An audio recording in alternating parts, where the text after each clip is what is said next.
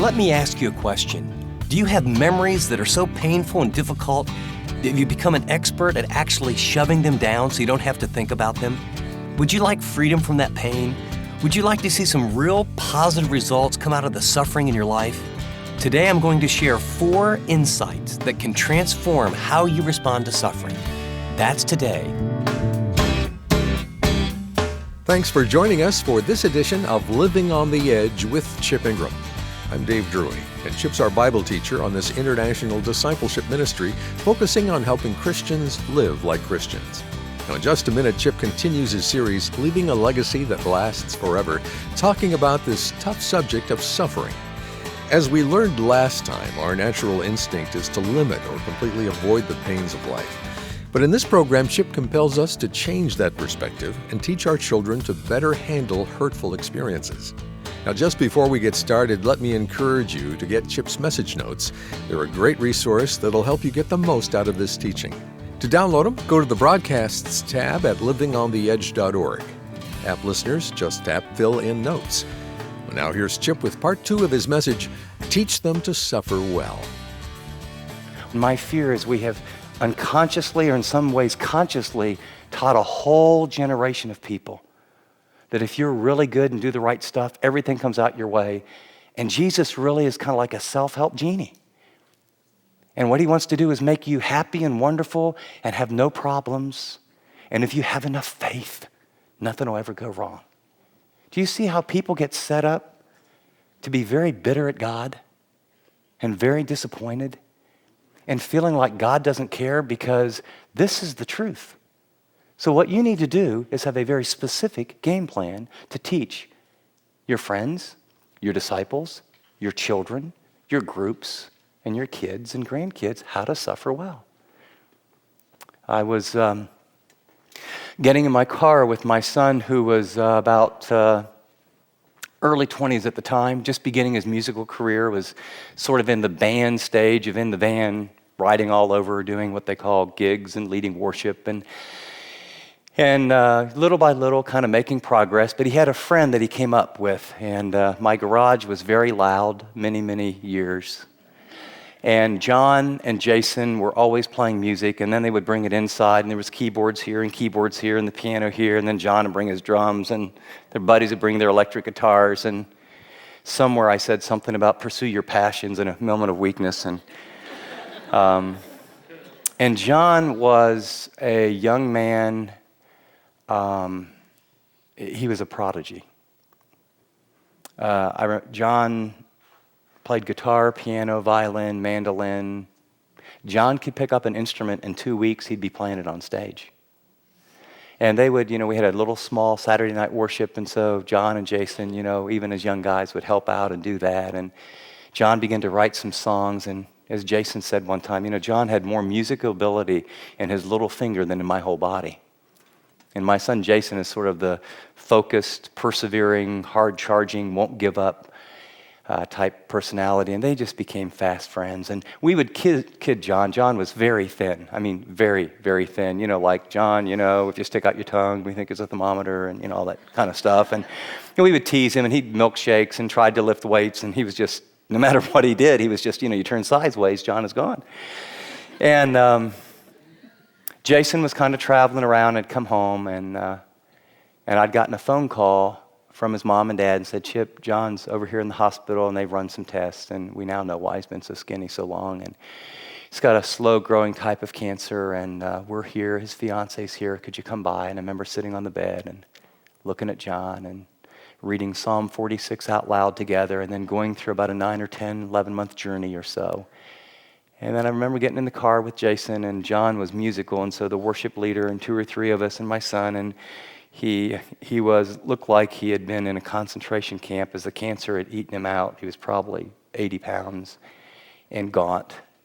And it was the last day that he lived, and we sang worship songs. And then we left, and John died the next day, but I sat in the car with my son Jason. And he looked at me and said, Dad, why? Why would God do this to John? I don't get it, Dad. Life's not fair. Dad, he's got more ability. Think how God could use him. And I'm healthy, and I have to try so hard that he can just do it. Why, Dad? And we cried together in the car. And then I could say, son, here's what you need to understand. There's more to life than right now. And I don't have a quick, easy answer about John. I don't understand. But I can tell you it's a fallen world. And in a fallen world, good, godly people get cancer. And it's a hard world. And it's an unfair world. But listen, son, God is good. And God is in control. And you just have a window of opportunity where we hurt and we grieve. And we choose how we'll respond to suffering. And I will just tell you, that was one of the most profound, teachable moments I've ever had with my son. Those whom you love, how will they respond to suffering? Because they're going to get it, right? Someone's going to walk out on them. Someone's going to betray them. Someone's going to talk about them. Someone's going to steal their money. Someone's going to talk about them in church. Right? Some of them are going to get cancer. Some drunk driver is going to go left to center. Some of them are going to have a kid that dies prematurely. So are they prepared? I mean, in your spiritual will, do you have phase number 1? I will teach them to suffer well. Now I'm going to give some real practical ways about how to do that. Before I do, I want to ask you a question. How do you respond to suffering? How do you respond to injustice? How are you responding to some things your ex-mate has done to you? How have you responded to losing your retirement?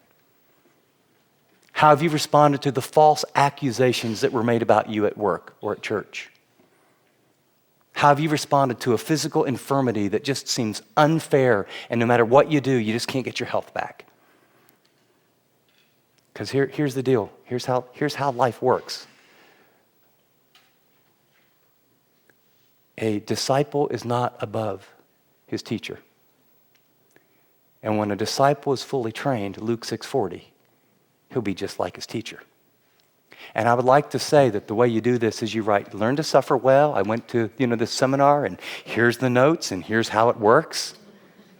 But I got news for you. You know how they're gonna respond to their suffering? The way they watch you. You cannot impart what you don't possess. Modeling everything we're going to talk about will be the most powerful means of communication, because far more is caught than is ever taught. And so I've asked myself, so when I am suffering, do I blame others? Do I whine? Am I the topic of conversations? I'm a victim. It's difficult. He ran out on me. This guy did this to me. I can't believe this. It's Hollywood's fault. It's education's fault. It's the president's fault. It's Congress's fault. Well, now it's the Supreme Court's fault. Whine, whine, whine. Victim, victim, victim. Is that how you respond? Or is it denial? I'm just not going to think about this. I'm not going to talk about this. I'm just going to bury it. Or is it anger, bitterness, lashing out? Or is it guilt? Some people respond to suffering. I know I did something terrible. I'm the most terrible person in the world. It's all my fault. I mean, there's the whole cosmos, but it's really all your fault. And then you live with this guilt, and then you pass that on, and your kids or disciples or grandkids or friends, they suffer in the way they watch you. And if you're a whiner, they whine. If they feel guilty, like watch you, they feel guilty. If you're a blamer and a screamer and a bitterer and a denier, that's what you're going to produce. So as much as we're going to talk about how to pass on the things that matter most, there's going to be a pretty heavy-duty application about asking a pretty gut-level question. Boy, I need to suffer well. I need to manage my wealth wisely. I need to work into the Lord. I need to make great decisions, right? I need to be what I want them to become. Now that's sobering, but here's the deal. You can't do it, right? I can't either. It's impossible. But Christ can do it in you, and Christ can do it through you. Sometimes we listen to these commands of God, and it's like, God, I can't do that. Yay! I mean, I'm thinking, now you're on the right track. So I need the strength of your word. I need the community of your people. I need to ask. I need to trust. I need to take steps.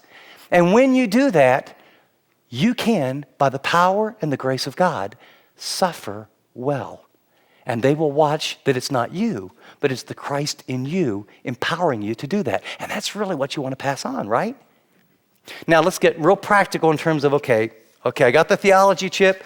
Now how does this work? I mean, roll up the sleeves with me. How do you grow through suffering? Okay, I know I need to do it. I need to pass this on to kids and disciples, to coworkers, church members, men's groups. Okay, how do you do it? Let me give you, 4 real practical ways. Number 1, teach them to face it, to identify what they're concerned about. Teach them to face it. I mean, it sounds so basic. Help them to identify, and here's the key word, what they're concerned about. We all tend to repress. We all tend to avoid. We all tend to deny things that are difficult. And when we just do, we just push them down. And all the psychologists will tell us as we push down hard things, 95% of all depression is anger turned inward. A lot of our migraines, a lot of our stomach problems, a lot of our health issues are we suffer and I don't want to face it, and so I push it down. And that's a pattern. You don't talk about that things. You don't share anything. You don't ever, in other words, anything you say where you're being honest about where you're struggling, like, hey, no complaining in this house. Hey, we're going to be positive around here. Well, you need to be positive, but you also need to be honest. Help them think about it. Help them talk about it. Help them write it down. One of the most powerful questions I know, and around our supper table growing up and with my wife on a regular basis, we still do this little exercise. Ask them this question, what are you concerned about? And then, by the way, don't fix it, don't interrupt, and don't tell them, you shouldn't be concerned about that, everything's going to be okay. Duh. That's not helpful. The goal is not that you fix it. What are you concerned about? Oh, nothing. Well, no. I mean, just tell me. I mean, say it's one of the kids or teenager. What are you concerned about? I don't know. Well, I mean, you're in football trials. Are you concerned you might not make it? Well, yeah, maybe. Well, how's it going? Not very good. Well, how come? I dropped a bunch of passes in practice. Well, how are you feeling about that? Well, this young kid, he's only a freshman, man. He was catching them. And what are you concerned about? And then shut up. What are you concerned about? What else? What else? What else? I've grown kids now, and they have little kids, and I'm learning this. There's this new world. I like to hang out with my boys, and I've always been able to kind of talk, and we'd play basketball and do stuff, and then we'd be sweaty, and we'd sit down and talk. Well, now they got these little kids, and every time I'm around, little kids. Hey, little kid, I haven't had a meaningful adult conversation with my sons in like a year and a half. I mean, a snippet here, and Teresa and I were talking about this, and so she came up with this plan. I'll have everyone over for dinner. And then, I don't know, it wasn't as well planned as I'm going to make this sound, but the girls were kind of doing the dishes and this and that, and we cleaned things up, and they were in one room, and somehow me and 2 of my sons ended up in the kitchen around one of those little counters. And we've been talking. It's not like it's all always superficial, but I'm kind of one of those language of love guys. I want to know what's really going on, and when we don't get there, I just feel like we're going through the motions. And so it was a simple question. I turned to my oldest son. I said, here in California, you moved out here a while. Who's your best friend? And I mean, his face just changed. He goes, Dad, I don't have a best friend. Because I've started this new business. I got 2 young kids. I got an awesome wife. He said, Dad, I'm working from morning to night. I'm putting in all these hours. And, this guy wants to go surfing, and this guy can be kind of spiritual. There's 7 different people, but I don't have a guy, and he named 2 good guys that were real friends, that we can go deep spiritually, that want to go somewhere with their life, that want to be committed to their wife and want to be a good dad. I don't have that guy here. And man, we got down to life.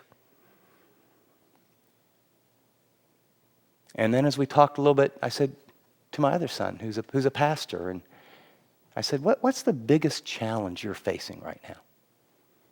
And he gave me a little, 25% response, and then his other brother kind of had to leave, and there's dynamics always, I think, forever with brothers, and these guys are close and all that, and as they left, he started to share, and I realized he and I got talking, and they left. I didn't get to say goodbye. And he began for the next hour to unfold the biggest challenges in his heart, his ministry, and for an hour, man, we talked at a level that I haven't talked to him in a year.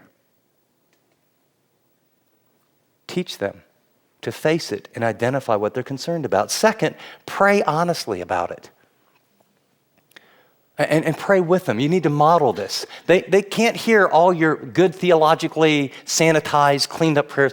Oh, Lord, I know that you are in control and that though it's a car wreck and they stole our money and we'll be in the hospital and they canceled our insurance, I just want to tell you, I just praise the Lord. I just want to tell you, Lord, that I know you're in, When's the last time they heard you say, God, I'm ticked off and it's unfair and why? And I've met with you and I love you and my priorities in order and I don't get it. I don't get it. When's the last time they heard you pray the way Job prays? Hey, tell you what, Lord, come on right now. Let's argue about it. Man, I've kept myself pure. Right now, God. Or one of the lament psalms. Why have you forsaken me? Where are you, God? You've been unfaithful. I'm upset. I'm hurt. You hear David pray, he says stuff to God, you know what? He can handle it. You need to vent, reverently. But I'll tell you what, God is near to those who call upon him, Psalm 145:18. To those who call upon him in truth. And when you hurt, bring the pain. When you're mad, bring the anger. The Lord is near to the brokenhearted. He saves those who are crushed in spirit. We play games. We think God doesn't understand what's going on. You don't connect with him until the real you shows up and you lay it all out. And your disciples or your kids or your grandkids need to hear some prayers like that to know it's legal. And then God spoke to Job, didn't he? And boy, Job got a lot bigger God. And most of David's Psalms end with, and yet, O Lord, when I look back, you've been faithful, and I thank you, and I praise you, and I didn't understand it, but I had to share this. I had to get this out. That's how you learn to suffer well. Hebrews describes Jesus, who in his days on earth, with loud groaning and cries, calling out to God. When's the last time you actually wept in the presence of the Lord? When's the last time you prayed with someone, you cried together? This is very, very important. Third, help them to share where they're suffering with someone they trust. As wonderful as you are, and as wonderful as I am, of course, sometimes you're not the right person to help them. Sometimes it's an area and it's a concern and they need someone else. And so you need to say, hey, point them to some mentors that are older or wiser. I praise God when my kids were teenagers that there was a youth pastor that was godly, that they would tell stuff to him they'd never tell to me. There's times where one of my sons had a mentor in our church, and he happened to be a counselor. And you know what? There were some issues that he was working through. I kind of think I know what some of them might be, but they're the kind you're not really excited to share with your dad. And this guy and they'd meet and drink coffee and talk and share, and then go surfing. And I've watched my daughter with godly women involved in ministry just make connections. What you want to do is help orchestrate what God's doing, but you don't have to do it all. So mentors. Second is peers. And part of that is let them in on your struggles. I was talking with my son, who's a songwriter and producer, and by God's grace, he's become extraordinarily successful, and he's now experiencing, oh my lands, this person from American Idol wants to write music for me because she's a Christian, but I'm already booked, so I'm working from 7 until 4, and she's going to fly in for 2 days, and from 6 till 2 in the morning, I'm going to write with her, and well, then this is happening, and God, Dad, what do you do when the blessing of God is success? My priorities are getting totally out of whack. I'm exhausted. I got to build in some. And when we talked on the phone for 45 minutes about, hey, son, been there and done that. Let me just tell you something. Those great opportunities are not like they're never going to come around again. It's a faith issue. And for people that are wired like you and me, Satan puts the brakes on some people to discourage them. And for people like us that I don't think the brakes will work, he just pushes on the gas pedal. And he gets people like you and me so overloaded doing really good things that we crash. And then I shared some crashes. And then finally, there's times where we need to direct them to a pastor or a professional counselor. Everybody gets stuck. And if you've ever been to one, make sure your kids, grandkids, disciples, when I teach on marriage, I always try in the first session to let everybody know in the first year and a half of my marriage, I had to go to marriage counseling. And then about 5 years later, I had to go back again. I just want to get that out on the table because somehow they think that if you really love God and you try really hard, well, you never need outside help. You need outside help when you're stuck. I mean, if I'm putting in a window, and I know a little bit about putting in windows, and I go down to Home Depot and I get this and I get this and I get stuck, I don't go, oh my gosh, well, I got to figure this all out myself. I'm going to go down and say, hey, is there someone like with an orange vest that really knows about windows? Well, buddy, we've told you all that you know. Look, here's the name of Anderson Windows. This guy's a pro. Have him come out to your house. He's got to fix the thing that you messed up. I try to do windows. I can't do windows. So am I ashamed to ask an expert to get help when I'm stuck? Of course not. Your kids, your disciples, your grandkids, your friends, they need to know there's a time where, go to a pastor, go to a professional counselor. And then finally, help them align specific scripture with their specific situation. Now, I'm going to give you some things here, and a lot of them are not in your notes, so I'll try and go slow. This is the key in terms of you want to match what are they going through with truth, because it's as you trust the promises of God. That's what faith is, by the way. And it's by faith we experience God's grace. And suffering, imagine suffering as sort of like this overarching, sort of like rainbow, but underneath of it, there may be 4 or 5, maybe far more. There's different reasons we suffer. And if I suffer for this reason, here's the passage that I want, okay? You tracking with me? So let me give you just 4 or 5 examples. First, let's say I have a negative circumstances or a trial. Okay, the economy goes down, I had money, whether it's in retirement or for college education, and it's gone. Here's the passage, James chapter 1, verses 2-4. Consider it all joy when you encounter various trials, knowing the testing of your faith produces endurance. Let endurance have its perfect result,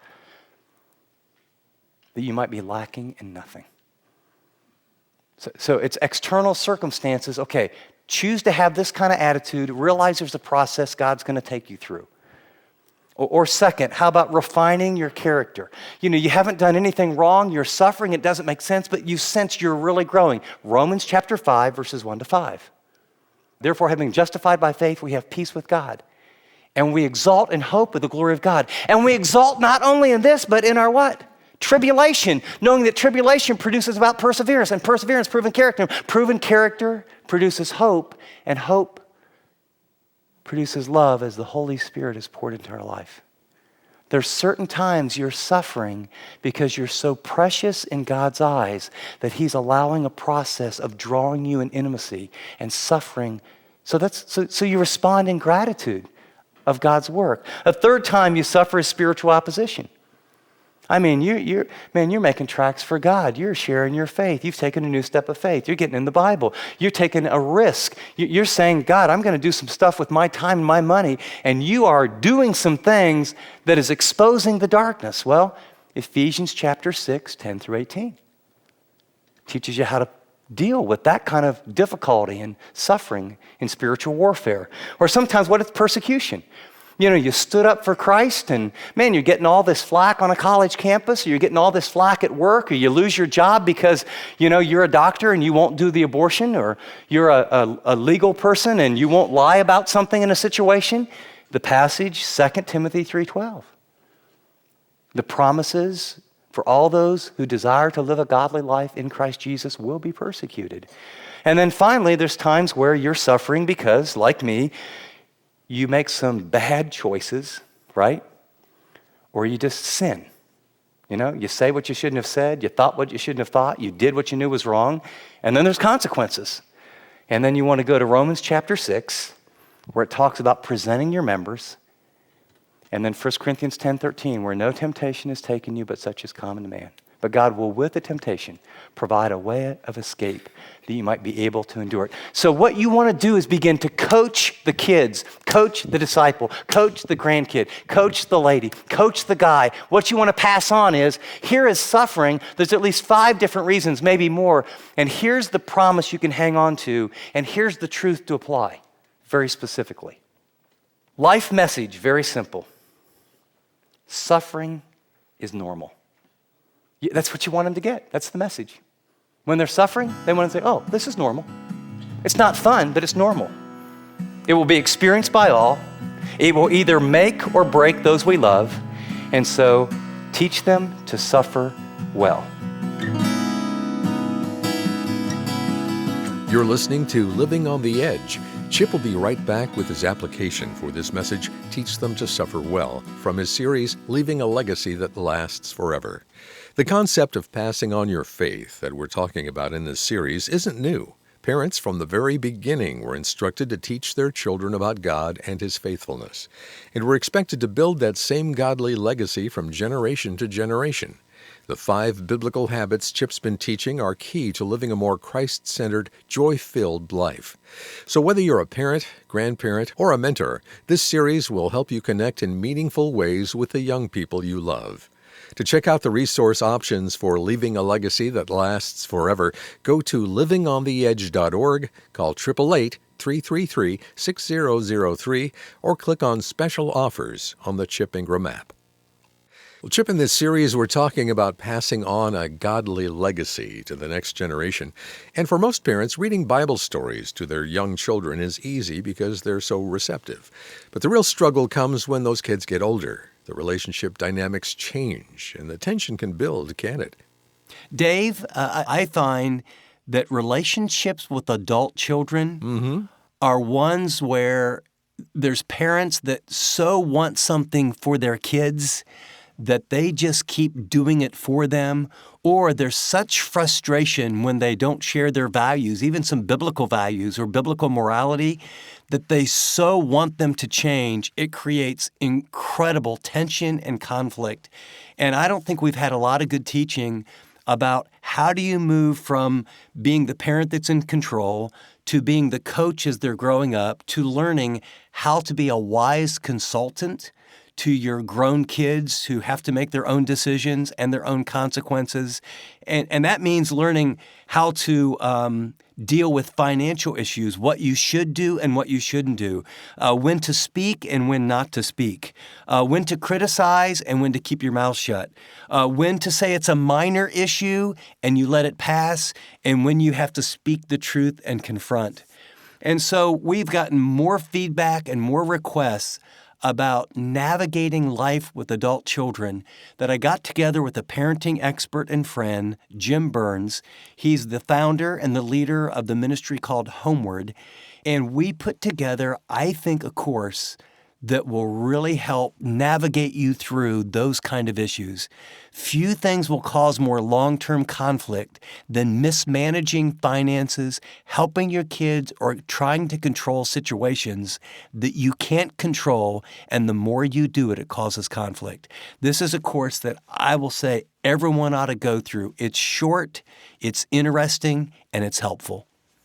Well, this online video course from Chip and Jim Burns is called How to Navigate Life with Your Adult Children. It's absolutely free, and it's available now on either the Chip Ingram app or our website, livingontheedge.org.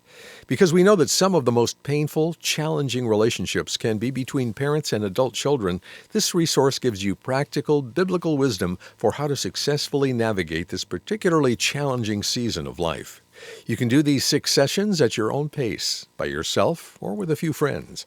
Just go online to livingontheedge.org or tap Special Offers on the app and take your next step toward building healthy relationships with the adult children in your life.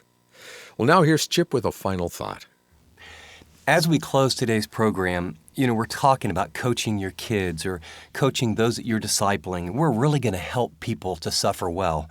Well, let me tell you something. The number one way you're going to help people suffer well is to model that. And this is unusual. Really model it. Paul said in Philippians 1 at the very end of the chapter, "For it's been granted to you not only to believe in Him, but also to suffer for His sake." Our tradition doesn't have a very good grasp of leaning into and counting as precious suffering for Christ as a gift back to Him and saying, "You've suffered for me. I get to believe in you. I get the heavenly reward. I get your Spirit living in me, but I also get the privilege of suffering with you." And when you suffer with Christ, I hate to say this, but that's probably when the most significant work is going to happen in your life. And it's when your kids and when your friends watch how you go through it. That will make the biggest impact on their life. And I've just kind of gotten it down to when I go through difficult times, and I know people are watching me just like they're watching you, they're either going to see a victim's response or a victor's response. And so many of us have this whiny, poor me, it's so difficult, life is so hard, I don't know why this is happening to me. Oh, I guess I've done something wrong, or maybe I haven't done something wrong, and this is so unfair. And we whine and whine and whine. Now, don't get me wrong, I think we need to be honest with our feelings, but you need to get that out of our system and then say, okay, God, give me the grace. I can do all things through Christ who gives me strength. We are either a victor or we're a victim, and you get to make that choice. And let me just tell you, model that for your kids. Be the Joseph that says, and the Lord was with Joseph, even in prison, even in betrayal. Model that by His grace, and you will pass on how to suffer well. Thanks, Chip. Let me take just a second and thank the generous people who make monthly donations to support the ministry of Living on the Edge. Your faithful gifts help us inspire Christians to live like Christians. Every gift makes a huge difference. Now, if you haven't partnered with us yet, would you prayerfully consider joining the Living on the Edge team? Make a one-time gift or set up a recurring donation by going to livingontheedge.org or calling us at 888-333-6003. And know we're blessed by whatever the Lord leads you to do. Well, until next time, this is Dave Drury saying thanks for listening to this edition of Living on the Edge.